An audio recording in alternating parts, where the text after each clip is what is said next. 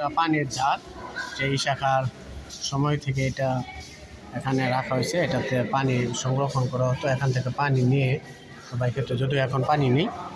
এই যে আরেকটা আছে ওই পাশে, হ্যাঁ, দুইটা এখানে, এগুলিতে আগে পানি থাকতো। আর এই মাটির বড় বিশাল বড় মাটির ঝাড়, এগুলিতে সবসময় পানি ঠান্ডা থাকে।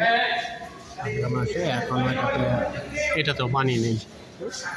আমরা এদিকে তো, বাবা এদিকে আসো তো, দেখি এখানে কি সাদ বাবা, তুমি একটা আমার সামনে ভিডিও, তুমি আগে চলে যাও। আমি এইটা হলো এই মডেলটা, বুঝছো সাদ বাবা, যে শাখার যে বিখ্যাত জমিদার, হ্যাঁ, তার সেই বাসভবনের একটা মডেল এটা। এই যে এখানে যেটা আমরা ঘুরতেছি এখন, বুঝছো, এটা ভিডিওতে ভালো। হ্যাঁ হ্যাঁ, এটা পুকুরের ঘাট, পুকুরটা ওই যে পুকুর, ওই যে ওই পাশে পুকুর।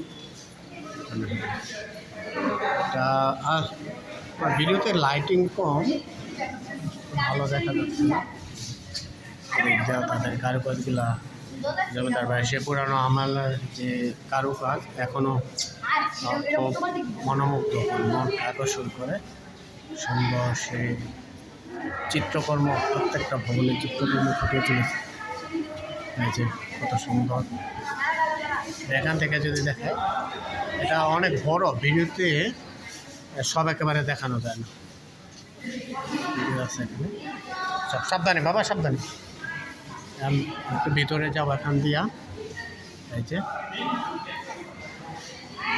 সবাই ভালো থাকবেন।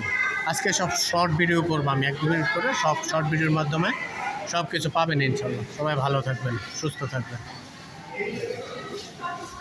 যাও যাও।